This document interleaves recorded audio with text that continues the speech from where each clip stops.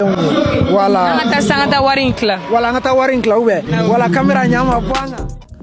Samedi Chouk nye renouveau Folie Awards deuxième projet édition ye. A kene ka TikToker ou baden tume ale ni TikTokers ou baden ale ni Mali rapper demsenu bela jale ale ni Mali rapper demsenu bela jale nu be kuma kene ka a kene ka mɔgɔ minnu ka musique kɛra musique de l'année, meilleur rappeur de l'année, ale ni meilleur collaborateur de l'année, meilleur producteur de l'année. U y'olu défini a don ni ka bɛɛ lajɛlen désigné. Minnu kɛra premier ni trophée kan ka di olu bɛɛ lajɛlen ma. An b'a ye cérémonie bannen kɔfɛ Mami nana Salifu yɔrɔ la ni ka Salifu interviewé. O interview kɔnɔ Salifu y'a den fɛrɛla ni ka kuma dɔ ɲɛfɔ Mami ye.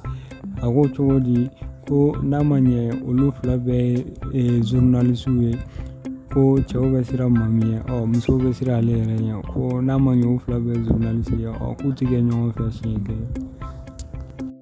Mami ko Salifu ma ko Salifu t'ale ka gu ye. Salifu y'a yira Mami la ko Mami t'a jɔ fɛ o kelen na yɛrɛ ko bari ko ni tile filanin na ko miliyɔn de b'ale bolo sisan. Donc ko ni Mami sɔnna ale la ale bɛ 180,000 di Mami ma ko ale yɛrɛ bɛ 20,000 ta ko Mami ko cogo di o ko la. A na kɛ Salifu tun bɛ kulonkɛ la dɔw y'a yira k'a fɔ ko Salifu yɛrɛ ko Salifu ye kulonkɛ mɔgɔ de ye ko a bɛ ka nin kɛ dɔrɔn pour que ka maaw layɛlɛ ko sinon k'a t'a dusukun na. Dɔw fana ko n'i y'a ye a kɔni sera k'a fɔ a da la kɔni ko c'est que a b'a dusukun na. Aw yɛrɛ bolo Salifu tun bɛ kulonkɛ de la wa Salifu tun bɛ sɛbɛ de la? An ka jɛ an ka Salifu ka vidéo lajɛ ɲɔgɔn fɛ. Ami interview diyara n ye n ka foli b'i ye. Voilà, komi i b'a dɔn jamana la mɔgɔw i b'a dɔn cɛw bɛ siran e ɲɛ musow bɛ siran ne ɲɛ. Donc animateur damaw an t'a lajɛ ka ɲɔgɔn jateminɛ cogonin dɔ la. I tɛ ne ka guru. Cɛ dɔnnimɛnw tile filanin na dɛ n ko ye biriki kelen gosi na an ka t'o dun ɲɔgɔn fɛ n'a banna i bɛ taa. Mais ne ka fɛn bɛna kɛ cogo di? Non n bɛ foyi t'a la. Ne kɔni bɛ 20,000 d'e ma. Ayi n bɛ 120,000 d'e ma n bɛ 20,000 ta. Walayi. N'o dun fu tɛ. N'o dun fu Réponse t'a la. Ko fu wa? N'an bɔra caméra kɔrɔ an b'o baro nin kɛ. Ok, donc toi en tant qu'animateur de renouveau il y aura projet il y a deuxième édition et fierté du maire et dusukun na parce que ni a ni jamaba in fana bɔla parce que c'est le résultat de quelque chose. Donc voilà. Bon, je suis très content. On contanen den de do quoi. On contanen den do jamana in kɔnɔna na parce que Maliens bɔra, TikTokers bɔra, animateurs bɔra, animatrices bɔra, artistes bɔra. Renouveau Folie Awards donc n'ala ma basi kɛ dans 5 ans Lil Wayne bɛna a ka trophée nɔfɛ. Walima Wiz Khalifa. Lafouine ni Bouba bɛ kɛlɛ k'a nɔfɛ. N'ala ma basi kɛ. Voilà, n bɛ se k'o dɔrɔn de fɔ Maliens ye. Voilà. An ka taa wari in tila. Voilà, an ka taa wari in tila ou bien. Voilà, caméra ɲama bɔ an kan. Ajiwan Santiago di Fatou Diamatigi. Ajiwan dɔnnen do bi maa o maa bɛ Mali rap lamɛn bɛɛ lajɛlen bɛ Aji dɔn ka d'a ka talent ale n'a ka inspiration kan. Ka da tɔgɔ min b'a kan ale ni célébrité min b'a la entreprise ETS Jabi Distribution olu ye partenariat signé u ni Ajiwan cɛ.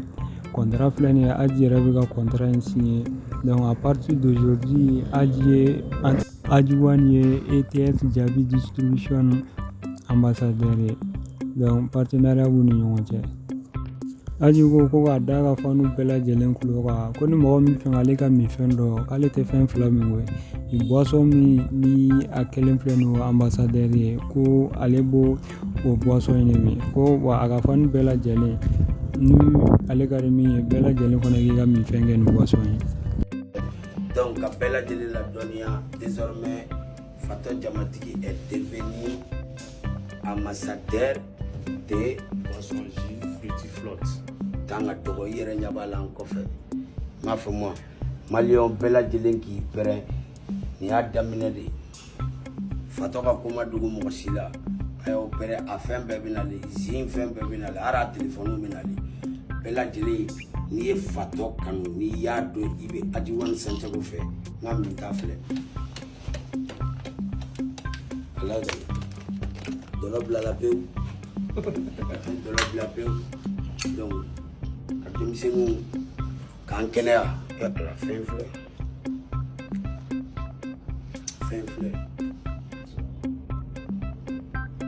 wala y'a filɛ donc kan ka dɔgɔ nin y'a daminɛ de k'a ma bugu de bɛn kɛ voilà aw jɔ ni ye o parti